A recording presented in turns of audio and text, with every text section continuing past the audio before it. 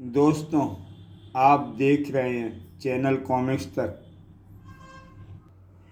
परीलोक के विनाश के बाद राजकुमार आलोक मागरू भोकाल की चमत्कारी शक्तियों के साथ अपनी मां की खोज में विकासनगर पहुंचा तो वहां का होकर ही रह गया और कहलाया मानवता और न्याय का रक्षक। मावली भोकाल मर गया सुल्तान। चीता नगरी में तू तो तबाही मचा कर आया था सुल्तान। उसका बदला तुझसे लेने के लिए वर्षों से तुझे ढूंढ रहे थे हम। आज तुझे हमारे हाथों से समाप्त होने से कोई नहीं बचा सकता। सम्मोहन सम्राट सुल्तान के सामने तुम एक पल से ज़्यादा नहीं ठहर पाओगे। मूर्खों, ओह मोटी खाल को यह थैला तेरे सम्मोहन को समाप्त कर देगा सुल्तान, और तुझे समाप्त करेंगे हम। अभी वे सुल्तान को मार रहे थे कि तभी सुल्तान के गले से एक आवाज़ निकली, भोकाल छोड़ दो मेरे मित्र को हत्यारों, छोड़ दो स्वामी। जब से आपको आपके मित्र सुल्तान की मृत्यु की सूचना मिली है तब से आपके मस्तिष्क में हर समय उन्हीं का ख्याल घूमता रहता है। कृपया अब तो भूल जाइए उन्हें। हम भूल जाएं प्राणों से प्यारे अपने उस मित्र को जिसके हत्यारों को लहू से सरोवर करने की मैंने सौगंध खाई है। तभी एक सैनिक ने वहां प्रवेश किया। युद्ध अभ्यास के लिए क्रीड़ा स्थल पर आपकी प्रतीक्षा की जा रही है मान्यवर भोकाल। आता हूँ शीघ्र क्रीड़ा स्थल में। बहुत अच्छे भोकाल, दिन प्रतिदिन युद्ध कलाओं में अपने आप को निखारते जा रहे हो तुम। भोकाल शक्ति की कमी को दूर करने के लिए भोकाल स्वयं को फौलादी योद्धा बनाने में जुटा हुआ था, लेकिन आज भोकाल का मन और मस्तिष्क पूरी तरह उसके साथ न था। चीता मानव, तूने ही मेरे मित्र की हत्या की है शैतान। मैं तुझे जीवित नहीं छोड़ूंगा। नहीं, ये तुम क्या कर रहे हो भोकाल, दूर हटो। उफ। परीक्षक के हाथ का तेज धक्का भोकाल को वास्तविकता के धरातल पर ले आया। ये तुम क्या कर रहे हो भोकाल, तुमने तो रणवीर को मार ही डाला था। क्षमा चाहता हूँ महोदय, कुछ क्षणों के लिए मैं कहीं खो गया था। योद्धा के लिए लक्ष्य से भटकना ठीक नहीं। भोकाल, स्वयं को संभालो। हाँ, मुझे अपने आप को संभालना ही होगा, और ऐसा तभी हो सकता है जब मैं अपने सीने में धधकती प्रतिशोध की ज्वाला को ठंडा कर लूँ। नहीं, और नहीं रुक सकता मैं। मुझे तुरंत ही सुल्तान की मृत्यु की सूचना देने वाले इस आदिवासी को लेकर राज्य के जंगलों में स्थित घटनास्थल की तरफ रवाना हो जाना चाहिए। तुम मेरे मित्र की हत्या की सूचना मेरे पास 1 वर्ष बाद लेकर क्यों पहुँचे? मैं आपके मित्र सुल्तान के मुख से आपका नाम सुनते ही उनकी हत्या की सूचना देने निकल पड़ा था, लेकिन रास्ते में एक सिंह ने मुझ पर आक्रमण करके मुझे बुरी तरह घायल कर दिया। मुझ पर गहरी मूर्छा छा गई जो 1 वर्ष बाद ही टूटी। मैं तुरंत ही आपको सूचना से अवगत कराने आपके पास आ पहुंचा। ओह। भोकाल और आदिवासी घटनास्थल पर पहुंचे। यही वो स्थान है मावली जहां उन चीता मानवों ने आपके मित्र की हत्या की थी। लेकिन क्या आप यह देखने यहाँ आए हैं? नहीं, इस स्थान को देखकर मैं इस बात का अनुमान लगा लेना चाहता हूँ कि तुरीन, वेणु और लड़ाकी कहाँ मिलेंगी। ये कौन है? 3 स्त्रियाँ जो मेरे मित्र सुल्तान के साथ ही थीं। वे जरूर यहीं कहीं आसपास ही होंगी। सुल्तान के हत्यारों को खोजने से पहले मैं उन तीनों को खोजना चाहता हूँ। शायद वे कुछ जानती हों। ऐसा है तो आइए इस खोज में मैं भी आपकी सहायता करता हूँ। आदिवासी के साथ जंगल की खाक छानने जुट गया भोकाल। जल्द ही वे वह कुटिया ढूंढ लेने में सफल हुए अवश्य इस कुटिया में ही मिलेगी मुझे तुरीन, वेणु और लड़ाकी। अपनों से मिलने की जो खुशी भोकाल के चेहरे पर चमक के रूप में नजर आई थी, वह कुटिया में पहुंचते ही गायब हो गई। कुटिया की दशा बता रही कि कई माह से यहाँ किसी मनुष्य के कदम नहीं पड़े, परंतु इन वस्त्रों और वस्तुओं से प्रमाणित होता है कि जिनकी खोज में मैं यहाँ आया हूँ वे यहाँ थे जरूर। और उनके साथ ही एक छोटा बालक, और वह बालक कोई और नहीं, नन्हा भोकाल था, मेरे और तुरीन के हृदय का टुकड़ा। परंतु तुरीन उसे वेणु और लड़ाकी को लेकर चली कहाँ गई? अचानक भोकाल के मस्तिष्क में कौंधा वह चौंका देने वाला विचार, कहीं ऐसा तो नहीं चीता मानवों ने सुल्तान की तरह उन सबको भी अपनी दरिंदगी का शिकार बना लिया हो। दूसरे ही क्षण भोकाल के कंठ से निकली उस दहाड़ से थर्राता चला गया जंगल का वातावरण। जिन चीता मानवों के कारण मेरा सारा संसार तबाह हुआ, जब तक मैं उन्हें धूल में नहीं मिला दूंगा चैन से नहीं बैठूंगा। चीता नगरी गगनचुंबी पर्वत श्रृंखलाओं की असंख्य ऊंची चोटियों में से एक पर बसी अद्भुत आदमखोर चीता मानवों की नगरी, जहां पहुंचने वाले अजनबियों को मारकर खा जाने के लिए हर समय लालियत रहने वाले रक्षक चीता मानव उस समय चौंक उठे जब उन्हें नजर आया, मानव हमारा शिकार आज बहुत दिनों के पश्चात किसी मनुष्य का मांस खाने को मिलेगा। किसी मानव को अपने सामने देखकर लात टपकाने वे चीता मानव कहाँ जानते थे कि इस समय जो मनुष्य उनके सामने मौजूद था वह भोकाल था, जो उनका निवाला बनने नहीं उन्हें मौत का निवाला बनाने और उनके लिए तबाही का दूत बनकर आया था। और भोकाल उन दोनों पर टूट पड़ा। शैतानों, ऐसा ही तुम्हारे लहू से लाल करके जाऊंगा मैं चीता नगरी की सारी धरा को। दुष्ट घमंडी मनुष्य, इतनी बड़ी बात कहने का तू कभी साहस नहीं कर पाता। जो तू चीता रक्षक को अपने सामने खड़ा देख लेता, एक ही झपट्टे में तुझे समूचा चबा जाएगा। चीता रक्ष अपने प्रतिद्वंदी को कमजोर समझने वाला ऐसा मूर्ख होता है दुष्ट, जिसे अपने किए पर पछतावे का भी अवसर नहीं मिलेगा। तेरी तरह अपनी संपूर्ण शक्ति लगाकर भोकाल ने वह वार किया था, लेकिन इसका क्या किया जाए? तलवार की पैनी धार चीता रक्षक की मोटी गर्दन को पार नहीं कर पाई। फलस्वरूप चीता रक्षक के शरीर तेज झटके से भोकाल को दूर उछाल दिया, और अब जब तक संभला भोकाल तब तक एक ऊंची छलांग भरकर चीता रक्ष नाम की वह घायल मौत भोकाल के सिर पर जा पहुंची। अब भोकाल को अपने प्रतिद्वंदी की वास्तविक शक्ति का पता चला। हे मागरू, इसके भारी शरीर में तो असीम शक्ति भरी हुई है, क्या मैं इसकी शक्ति का मुकाबला कर पाऊंगा?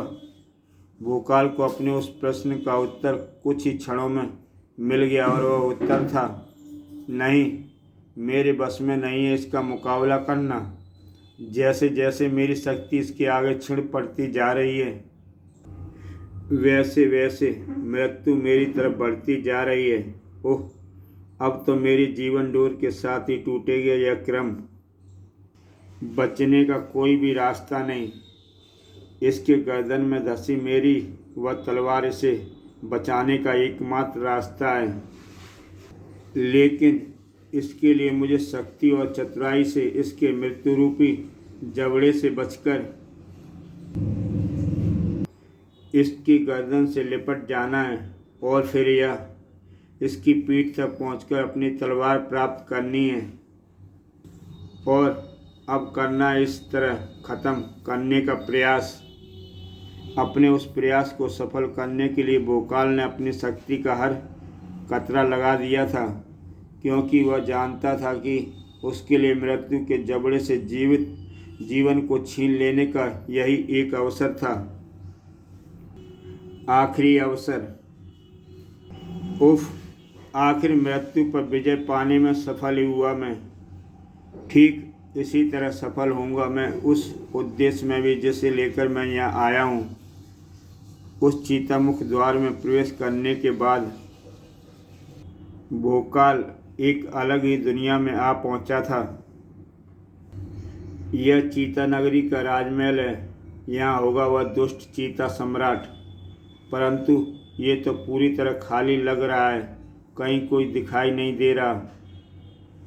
कहाँ चले गए सब? कहीं ये मुझे फंसाने की कोई चाल तो नहीं है? तभी एक जाल भोकाल पर आ गिरा।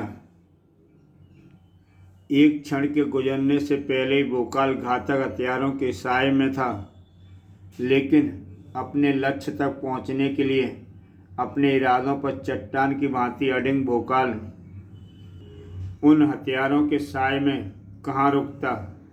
भोकाल को बंधनों में फंसाकर समाप्त करना हंसी खेल नहीं दोस्तों, क्योंकि भोकाल अपने बंधनों को नहीं, अपनी तरफ उठने वाले अस्त्रों और उन्हें थामने वालों की गर्दन काटना अच्छी तरह जानता है। लड़ते लड़ते अचानक चौंक पड़ा भोकाल। अरे ये क्या हुआ? एकाएक ये भयंकर अजगर कहाँ से आ गया जिसने मुझे बुरी तरह जकड़ लिया? उफ उफ, इधर मैं बुरी तरह जकड़ा हुआ हूँ और उधर चीता मानव मुझ पर वार कर रहे हैं। ऐसे तो ये समाप्त कर डालेंगे मुझे। आह, बाँह कटने से हुई पीड़ा ने भोकाल के शरीर के साथ साथ उसके मस्तिष्क को भी झटका दिया। ओह, ये क्या? अभी अभी जिस अजदय ने मुझे जकड़ रखा था वह पलक झपकते ही गायब हो गया।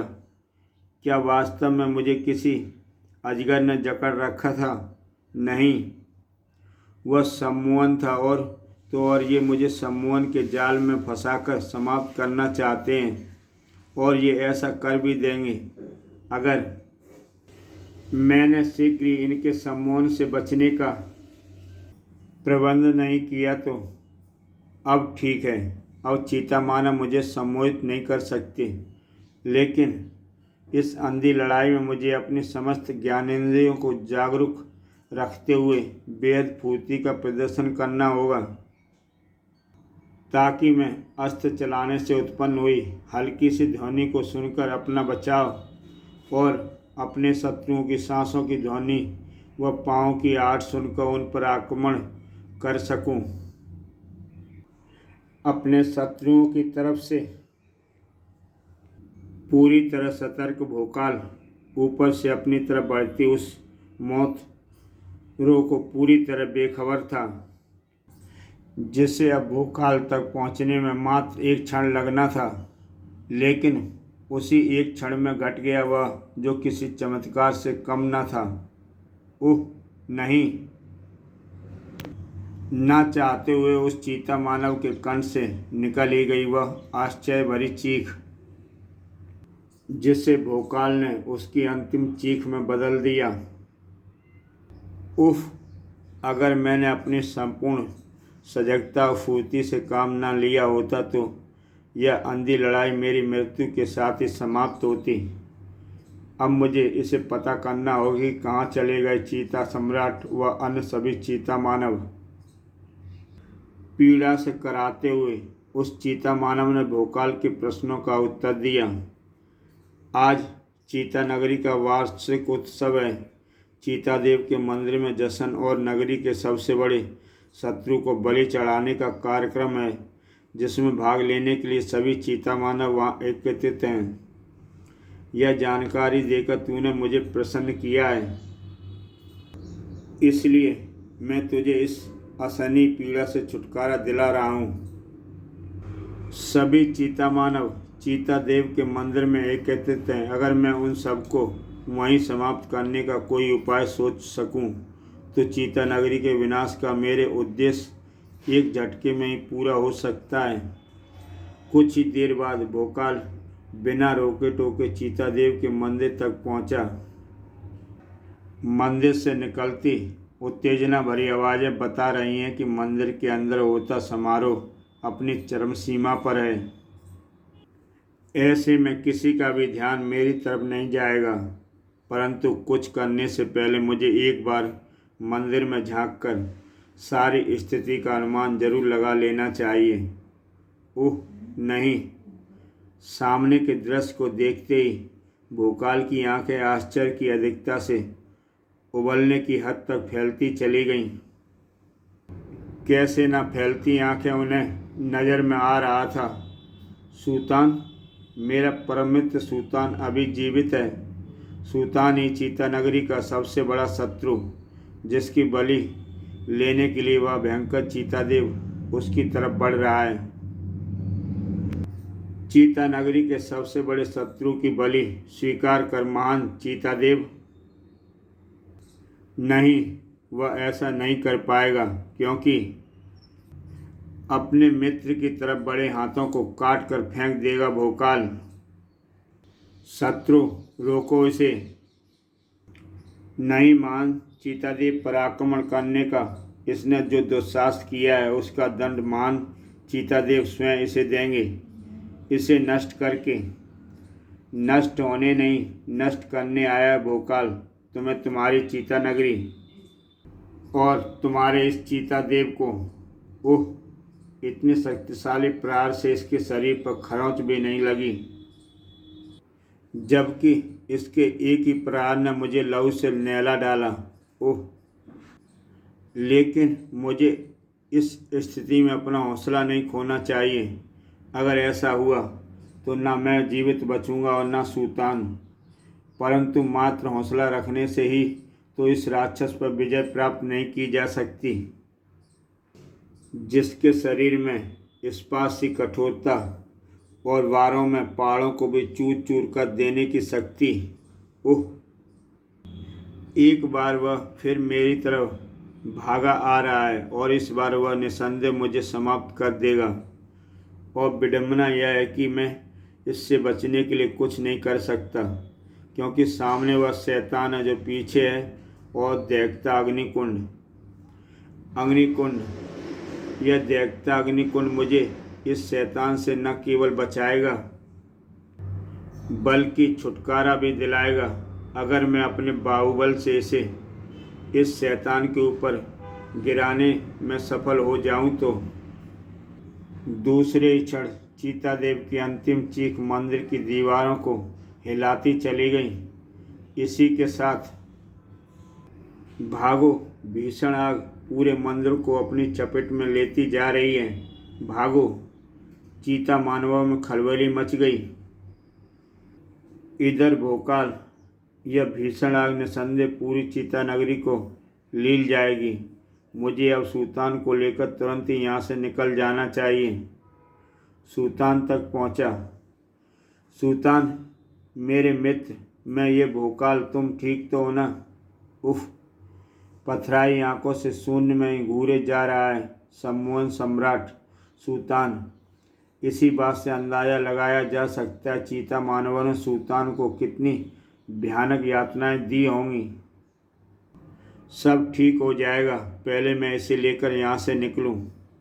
सुल्तान को लेकर भागा तो भोकाल, लेकिन 4 कदम से ज़्यादा दूर न जा सका। ओह, पकड़ो इसे, यह यहाँ से जीवित वापस नहीं लौटना चाहिए। आओ, परंतु भोकाल की परछाई को भी नहीं छू पाओगे तुम। अपनी शरीर शक्ति के बल पर जूझा हुआ था भोकाल उन मानवों से, जिनमें स्वयं को चीते में बदल लेने की अद्भुत शक्ति थी। एक बार जो लड़खड़ाया भोकाल, तो फिर न संभल सका। उसकी शारीरिक शक्ति कुछ ही क्षणों बाद धीमी पड़ने लगी। इन चीखों के साथ ही भोकाल की सांसों की गति भी धीमी पड़ रही थी।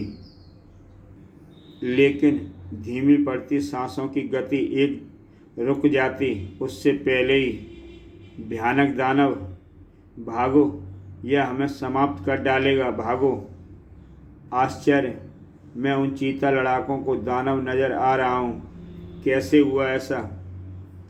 मेरे सम्मोहन से मित्र भोकाल। आह सुल्तान, मेरे मित्र, तू सही हो गया।